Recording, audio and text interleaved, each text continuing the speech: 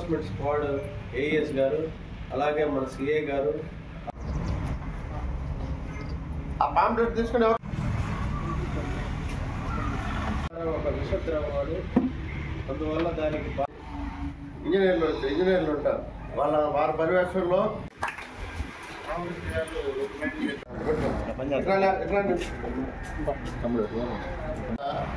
ఈరోజు ఈ కార్యక్రమం ఎందుకు నిర్వహించుకుంటున్నామంటే, ఆంధ్రప్రదేశ్ ప్రభుత్వము ప్రతిష్టాత్మకంగా ఈ కార్యక్రమాన్ని చేపట్టింది. 2016-17లో కూడా నవోదయం 1 ప్రవేశపెట్టింది. అప్పుడు ప్రతి జిల్లాలోనూ నాటు సారాయి ఉండకూడదని నిర్మూలించడం జరిగింది. ఈ జిల్లా కూడా 2017లో నాటు సారా లేని జిల్లాగా ప్రకటించడం జరిగింది. అదేవిధంగా ఈ మధ్యకాలంలో కొన్ని సందర్భాల వల్ల కానీ, గవర్నమెంట్ షాపులు రావడం వల్ల కానీ, ఏదైనా బట్టి మళ్ళా నాటు సారాయి అనేది అక్కడక్కడ ఉంది మన దగ్గర. దాన్ని పూర్తిగా నిర్మూలించాలనే సదుద్దేశంతో గవర్నమెంట్ వారు అందరికీ యొక్క అనారోగ్యం పాలు కాకుండా నాటు సారాయి నిర్మూలిస్తే ఆరోగ్య ఆంధ్రప్రదేశ్గా చేయాలని గవర్నమెంట్ సంకల్పించింది. దానిలో భాగంగా ఆదినారాయణపురము రామ్నగర్ గ్రామస్తులకు నేను తెలియజేసేది ఏంటంటే, మీరందరూ కూడా మాకు సహకరించి ఈ నాటు సారాయికి కాసేవాళ్ళ నుంచి కానీ, మీరు ఎవరైనా తయారు చేసేవాళ్ళు ఉన్నా కూడా దాన్ని ఇక్కడి నుంచి మానుకోవాలని మనస్ఫూర్తిగా కోరుకుంటున్నాం. వాళ్ళ ఆరోగ్యం దెబ్బతింటము, మీ పిల్లలు వాళ్ళ భవిష్యత్తు పాడు కావటం, వాళ్ళు సరైన క్రమశిక్షణలో చదువుకు దూరం కావటం, దానివల్ల అగైన్ మళ్ళీ మీ పిల్లలు కూడా ఇదే పనులు చేయటం, దానివల్ల మీ కుటుంబం కూడా డెవలప్ కాదు. అదేవిధంగా మేము కూడా కేసులు పడటం, అడపదడప మీరు జైలుకి వెళ్ళటం, తోటి కుటుంబాల్లో కానీ రేపు మీ పిల్లలు కూడా మా మదరు, మా అమ్మ, మా నాన్న జైలుకి వెళ్ళి వచ్చారని ఆ ఫీలింగ్స్లో ఉంటారు. వాళ్ళు కూడా ఏంటంటే అదే అలవాటు పడతారు. కనుక దయచేసి మీరంతా కూడా ఈ నాటు సారాయి జోలికి పోకుండా ఉండి మీ గ్రామాన్ని, మీ రామనగర్ కానీ, ఆదినారాయణపురం కానీ, ఇవన్నీ కూడా ఈ గ్రామాల్లో ఎక్కడ నాటు సారాయి లేకుండా ఏదన్నా కూడా మా సమాచారం ఇవ్వాల్సింది కోరుతున్నాం. ఇంకా ఫోన్ నెంబర్లు అవి కూడా మేము మీకు అందజేస్తాము. మీరు ఈ పక్కన వాళ్ళు కూడా బాగుపడాలని కోరుకోండి, మీ బిడ్డలు చదివించుకోండి, మీ కుటుంబాన్ని బాగుపడేట్టుగా చూసుకోండి, ఆరోగ్యంగా ఉండండి కోరుతూ ఈరోజు ప్రభుత్వం చాలా ప్రతిష్టాత్మకంగా ఈ నవోదయం ప్రోగ్రాంను తీసుకురావడం జరిగింది. దీనివల్ల ఏంది అంటే నాటు సారాను సమూలంగా నిర్మూలించాలా అనే ఒక మంచి సదుద్దేశంతో ఈరోజు ఆంధ్రప్రదేశ్ గవర్నమెంట్ ఈ నవోదయం ప్రోగ్రాం తీసుకురావడం జరిగింది. దీనికి మీరందరూ సహకరిస్తారని మేము కోరుకుంటున్నాము. సంఘంలో మనము బాగుండాలా, మన చుట్టుపక్కల వాళ్ళు కూడా బాగుండాలని కోరుకుంటేనే మంచి సొసైటీ, మంచి సంఘం తయారవుతుంది. ఇప్పుడు ఏమవుతుంది అంటే ఈ నాటు సారాయి వల్ల డైరెక్ట్గా నాడీ వ్యవస్థ మీద, లివర్ మీద దాని ప్రభావం చూపించి తొందరగా చనిపోయే ఆస్కారము, అవకాశము ఉంది. ఎందుకంటే ఆ డిస్టిలేషన్ సరిగ్గా జరగదు ఈ నాటు సారా చేసేటప్పుడు. కాబట్టి దానివల్ల డైరెక్ట్గా కాలేయం మీద, లివర్ మీద దీని ప్రభావం పడి, నాడీ వ్యవస్థ మీద దీని ప్రభావం పడి తొందరగా మనుషులు చనిపోతారు. కాబట్టి దీనికి దూరంగా ఉండాలని కోరుకుంటూ ఇక్కడ ఉన్నటువంటి ఎస్టీలు కానీ, ఎస్సీలు కానీ కంప్లీట్గా ఒక 6,000 మంది స్టూడెంట్ ప్రోగ్రాం మొదలుకొని నడుచుకుంటూ వచ్చి ఐటీసీలో వర్క్ చేశారు.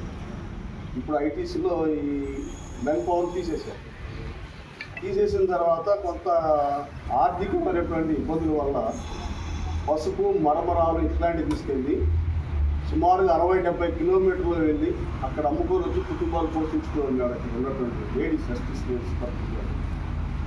అది కూడా ఇప్పుడు కాంపిటీషన్ అయిపోయి ఎక్కడికక్కడ వ్యాపారం అయితే అది కూడా మానేశారు. ఇది కొంతమంది కాసుకుంటుంటారు సారాయి గారు, అది ఉంది కాసుకుంటుంటారు. కానీ కొంతమంది పీడియాట్లు పెట్టుకో లోపల పంపించే వాళ్ళు ఉన్నాయి, కొంతమంది తప్పించుకోవడం, లేదా వాళ్ళకి తెలియజేస్తున్న వాళ్ళు ఇవ్వడం, లేదా కొంతమంది వాళ్ళు కూడా చూపించిన పోవడం కొంచెం జరుగుతుంది. ఇప్పుడు పర్టికులర్గా ఈ ప్రభుత్వం వచ్చిన తర్వాత, తెలుగుదేశం ప్రభుత్వం వచ్చిన తర్వాత 100 రూపాయల కోట పెట్టిన తర్వాత ఈ సారా వ్యాపారం అనేది పూర్తిగా పోయింది. ఎందుకంటే మాకు తెలుస్తుంది కదా ఎట్లా ఉంది ఏందనేది. కరోనా టైంలో 1,200 రూపాయలు అమ్మారండి ఫుల్ బాటిల్. ఇవాళ అదే పూట 60 రూపాయలు 70 రూపాయలు ఇస్తున్నారు. తాగేవాళ్ళు లేదు. తాగడం కూడా దగ్గర 95-90% క్లోజ్ అయింది. 30 రూపాయలు వాళ్ళు బాగా ఎక్స్పీరియన్స్ తాగుతారు కాబట్టి 30 రూపాయలు అంటే ఎంత ఇదైపోయింది. ఏంటంటే ఇది పోలేదో లేదా కొంతమంది దాన్నే తాగాలని వచ్చేవాళ్ళు ఉంటారు. వాళ్ళ కోసం ఒకరు ఇద్దరు ఏదో చేస్తూ ఉంటారు. అది కూడా పెద్ద ఇష్యూ కాదు. కాకపోతే మేము అడిగేది ఏంటంటే లాస్ట్ టైము స్టోర్పురం సారా లేని ప్రాంతంగా చేశారు. ఇట్లాగే మీటింగ్లు పెట్టి ఉత్తమ పంచాయతీగా స్టోర్పురం సారా లేని గ్రామ పంచాయతీగా అవార్డు ఇచ్చారు. కానీ అక్కడ మానేసినటువంటి ఈ గిరిజనులు ఎవరైతే ఉన్నారో వాళ్ళకి ఏదో మేము ఆధారాలు చూపిస్తాం, అవి చూపిస్తాం, ఇది చేపిస్తాం అన్నారు. కానీ ఒక్కరికి కూడా న్యాయం చేయాలి. అక్కడ అటువంటి కార్యక్రమం అక్కడ ముందున్నాడు. అక్కడ శివాని కోర్పురం టీడీపీ డిస్ట్రిక్ట్లో ఎమ్మెల్యే గారు కూడా బాగా సన్నిహితులు. ఆ కార్యక్రమం చేపట్టిన తర్వాత అతను కూడా కట్టినాం ఆ రోజు. కానీ ఎవరికి న్యాయం జరగలేదు. తర్వాత కరోనా టైంలో తర్వాత మన గత ప్రభుత్వంలో సరైన లిక్కర్ దొరక తాగే వాళ్ళకి పనులు చేసే వాళ్ళకి తిరిగే వాళ్ళకి లిక్కర్ దొరికి కొంత సారా మీద ఇదే దాదాపుగా అందరూ డాక్టర్ ఉండేది ఉంటే ఉంటారు. వాళ్ళకి ఆల్రెడీ లోన్ తీసుకుంటారు. జీవనోపాధి మనం కల్పిస్తే బాగుంటుందని పిలవగానే వచ్చారు అని అంటే కొంతవరకు అందులో రామకృష్ణ గారు మాట్లాడినాక మాకు కొంచెం ఆశలు వచ్చినాయి, మీరు మానేస్తారు అనేది. ఇందాక మా ఏఎస్ గారు చెప్పినట్టుగా ఇప్పుడు మా పథకం ఏంటంటే ఏదో మిమ్మల్ని కేసులు పెట్టాలి, మీ మీద చెయ్యాలి అన్నది మా ఉద్దేశం కాదు. ఒక నెల రోజుల పాటు మీతో మాట్లాడి మీతో దానికి తోడు మా సిబ్బంది కూడా మీ దగ్గరికి వస్తామని వచ్చినప్పుడు మీ వివరాలన్నీ సేకరిస్తారు. అంటే మీ మీద ఇంతకు ముందు ఏముంది, మీ ఆర్థిక పరిస్థితి ఏంటి, ఇప్పుడు మీరేం చేస్తున్నారు, మీ తర్వాత మీ కుటుంబంలో ఎవరెవరికి ఏంటి ఆర్థిక తోడ్పాటు ఏముంది అనేది ఒకసారి మా వాళ్ళు సర్వే చేస్తున్నారు. మీ దగ్గరికి వస్తున్నారు వాళ్ళు కూడా. అవన్నీ తీసుకొని మీతో చెప్పి మీతో మాట్లాడి మీతో మేము మమేకమయ్యి మీకు చెప్పాలి అని. అది మానుకోవడం వల్ల వచ్చే నష్టాలు ఏంటి, అలాగే దాని తర్వాత ఏంటి. ఇప్పుడు రామకృష్ణ గారు అడిగారు ఏదన్నా చూపించండి అని. దీనికి గవర్నమెంట్ జీవో ఇచ్చిందండి. జీవోలో కూడా ఏం చెప్పారంటే ఫేజ్ వైజ్ చెప్పారు. ఫస్ట్ ఒక నెల పాటు మీకు వివరించి మీకు దీని మీద అవగాహన కల్పించి మీకు ఇవన్నీ నచ్చజెప్పడం ఒకటి. తర్వాత అప్పటికి కూడా మానుకోకపోతే తిరిగి అరికట్టడం. అంటే మా కర్తవ్యంగా మేము ఏదైతే వీటి మీద దాడులు చేయడము అరికట్టడం అవి చేస్తాం. అది అయినాక ఒక 2 నెలల పాటు చూడమన్నారు. ఈ గ్రామము ఎక్కడ ఐడి జరగడం లేదు ఏంటనేది చూసినాక అది కనుక సస్టైన్ అయితే అంటే ఈ గ్రామం సారారహిత గ్రామం అనుకున్నప్పుడు వాళ్ళకి ఆర్థిక తోడ్పాటు కోసం ఏం చేయాలనేది. తర్వాత కూడా ఇప్పుడు అధికారులు ఎలా ఏంటంటే ఆలోచన ఇంతకుముందు ఇండివిజువల్కి ఇచ్చారండి. మీరు చెప్పారు కదా ఆటోనో ఒక కిరాణా కొట్టుకో దీనికి ఇచ్చారు. ఇచ్చినప్పుడు ఏమైందంటే అంటే కొంతమంది సరిగా నిర్వహించలేకపోవడం వల్ల వాళ్ళ పరిస్థితులు అనుకూలంగా లేకనో వాళ్ళు వదిలేస్తున్నారు. అటు బ్యాంకుకి లోన్ కట్టలేకపోతున్నారు, వాళ్ళు కూడా బాగుపడలేకపోయారు. అంటే వాళ్ళకి వాళ్ళ కుటుంబానికి ఆధారంగా ఉంటుంది అన్న ఉద్దేశంతో గవర్నమెంట్ మీకు లోన్లు ఇచ్చింది. అది ఏదైనా గేదెల కోసమో లేకపోతే కిరాణా కొట్టు కోసమో ఆటోనో దేనికో దానికి లోన్ ఇచ్చింది. దాదాపు 90% వరకు అవి మధ్యలో వదిలేయడమే జరిగింది. ఎవరు దాన్ని ముందుకు తీసుకెళ్ళి చేసింది కనిపించలా.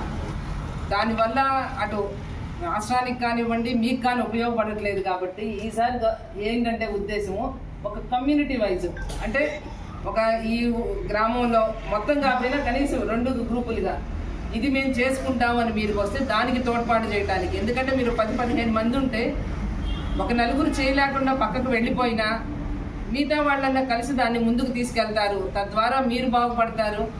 మన సంపాదన మనతో పాటు మన రాష్ట్రానికి కూడా ఉపయోగపడుతుంది. మీరు ఏదన్నా ఒక పని చేస్తే దాని ద్వారా గవర్నమెంట్కి కూడా ట్యాక్స్లు వస్తాయి కదా. ట్యాక్స్ అనే కదా ఒక ఆరోగ్యకరమైన సమాజం కూడా నిర్మాణం అవుద్ది. మనం కష్టపడతా ఉంటే మన తర్వాతి తరం మన పిల్లలు మనల్ని చూసి కష్టపడటానికి ముందుకు వస్తారు. అట్లా అన్ని రకాలుగా ఆర్థికంగాను సామాజికంగాను ముందుకెళ్తాం. కాబట్టి అలాంటిది చెయ్యాలనేది ఉద్దేశం. దాన్ని పెద్దలు రామకృష్ణ గారు ఉన్నారు కాబట్టి మీరందరూ వారితో కూర్చొని ఇట్లా ఒక గ్రూప్గా అండి ఈ గ్రామంలో ఇదైతే మనకి బాగుంటుంది, ఇట్లా బాగుంటుంది అనేది ఒకటి సస్టైన్ చేస్తే, అంటే మేము కూడా ఇందులో కలెక్టర్ గారిని, ఎస్పీ గారిని అందరినీ కూడా ఇన్వాల్వ్ చేశారు. రేపో మాపు అంటే మొన్నటి దాకా కోడ్ ఉంది, ఈ హడావుడు ఉంది కాబట్టి కలెక్టర్ గారిని అప్రోచ్ కాలేదు. ఇప్పుడు కలెక్టర్ గారిని అప్రోచ్ అయినా కలెక్టర్ గారు వివిధ డిపార్ట్మెంట్లు మాతో పాటు కలిపి ఒక మీటింగ్ పెడతారు. పెట్టి ఎవరి బాధ్యత వాళ్ళకి, అంటే అందరూ దీనిలో సహకరిస్తారు. ఇది ఒక్కళ్ళే కాదు, మీరు కూడా పాత రోజులన్నీ జరిగిపోయినాయి, ఒక కేసు ఉంటే ఏదో ఒక బెయిల్ తెచ్చుకున్నాం అయిపోయింది అనేది మాత్రం ఆలోచించద్దు అట్లా. ఎందుకంటే కఠినతరంగా ఉండే ఇక్కడి నుంచి అన్ని రకాల డిపార్ట్మెంట్లు ఇందులో ఇన్వాల్వ్ అవుతాయి. రేపు మీకు సహాయం చేయడానికైనా, లేదు మీరు ఒక నేరం చేస్తుంటే దాన్ని అరికట్టడానికైనా, అంటే అది పాజిటివ్గా కానీ నెగిటివ్గా కానీ ఉంటుంది. అందుకని పాత రోజులు జరిగిపోయినాయి అని మీరు ఆలోచించద్దు. ఈ రోజుల్లో కేసు రాస్తే ఒక ఆధార్ నెంబర్ మీద రాస్తున్నారు. మా ఆధార్ అనేది మనకి ఎక్కడ ఒక ఆ నెంబర్ కొడితే మన మీద ఏమున్నాయి అని వస్తుంది. ఉత్తరోత్తర గవర్నమెంట్ పథకాలు కూడా మీకు కట్ అయిపోతాయి. మీకే కాదు, మీ వల్ల మీ కుటుంబ సభ్యులు కూడా నష్టపోతారు. కాబట్టి అది చేయకుండా మీరు కనుక చేస్తే, రేపు మేము ఆ కోఆర్డినేషన్ మీటింగ్ ఒకటి కలెక్టర్ గారితో పెట్టుకున్నప్పుడు, కాకపోతే ఈ ఫేజ్ ఇచ్చింది కాబట్టి ఇమీడియట్గా అయితే మనం ఈ సహాయం అనేది ఇమీడియట్గా అనేది కాదు. ఇది మనం ఒక అంచెలంచెలుగా ఒక ప్రణాళికని రచించారు. ఆ ప్రణాళిక ప్రకారం మనం పోవాల్సిందే. కలెక్టర్ గారి ద్వారా ఒక కమ్యూనిటీ వైజ్గా ఏం వస్తుంది, ఏం చేస్తే ఇక్కడ అంటే ఒక్కొక్క గ్రామానికి ఒక్కొక్క వాతావరణాన్ని బట్టి, పరిస్థితిని బట్టి కొన్ని ఈ పథకాలు ఉంటే వాళ్ళు బాగా అభివృద్ధి చెందుతుంది. కాబట్టి ఆ పథకాలు మీరు ఇక్కడ ఉన్న గ్రామ పెద్దలు వీళ్ళందరినీ కూడా కమిటీ కూడా వేసామంటే అందులో గ్రామ పెద్దలు కూడా ఉంటున్నారు. ఈ కమిటీ ద్వారా తీసుకెళ్ళి అది కలెక్టర్ గారికి పెట్టి మేము రావడానికి ఖచ్చితంగా దీనికి మా ప్రయత్నం మేము అంతా ఖచ్చితంగా చేస్తాం. ఇది మేము ఒక్కడమే చేసేది కాదు, మొత్తం ఎంటైర్ గవర్నమెంట్ అనేది ఇందులో పాలు పంచుకుంటుంది. మేము అసలు కేసులు పెట్టాం, ఎవడో చెప్పాడని వాడెవడో మీకు వీడియో తెలిసి నేను విరోధి కాదు. మీకు 100% అందుకనే నేను చెప్తాను, లేకపోతే ఇస్తాను. దాంట్లో మీరు హామీ ఇస్తున్నా ఓకే మొత్తం మీరు మానేయండి అంటున్నాం. అంటే నేరాలు చేయొద్దు, మానే చేయండి. మీకు కావాల్సిన మేడం గారు రిపోర్ట్ రాపిస్తారంటారు, రాపిస్తారు. ఆమె గారు మొన్న వచ్చి మన కాలనీలో మొన్న వచ్చారు, మొన్న 30 మంది వచ్చారు ఈ రామ్నగర్లో. వాళ్ళ ఆడవాళ్ళంతా వచ్చి అమ్మ మాకు ఇలా అని అడిగారు, అమ్మ మాకు ఏం చేస్తారు, మీరు ఏదైనా సహాయం చేస్తారని అడిగారు. వాళ్ళంతా మేడం గారు పై అధికారులతో మాట్లాడారు, చేద్దామనుకుంటున్నాను, ఈ గ్రూప్ గారు చెప్తే ఇట్ అయిపోతున్నారు, గ్రూప్గా చేస్తే అది నిలబడే వ్యాపారం కూడా అనే ఉద్దేశంతో మేడం గారు వస్తారు. ఒకరుగా అయితే వాళ్ళు లాక్రాగానే వెళ్ళిపోతున్నారు, లేదా నిర్లక్ష్యంగా వెళ్ళిపోతారు. గ్రూప్ అయితే అట్టా ఉండదని ఉద్దేశంతో నా మేడం గారు చెప్తారు. 10 మంది వస్తే ఒక కుటుంబం పెట్టారని కూడా కేంద్రం పెడితే 10 మందిగా 20 మంది బతుకుతుంది దాంట్లో, అప్పుడు నిలబడిపోతుంది. నేను ఈ సమాజానికి హాని కలిగించే నాటుసారాను నిరోధించడము నా బాధ్యతగా భావిస్తున్నాను.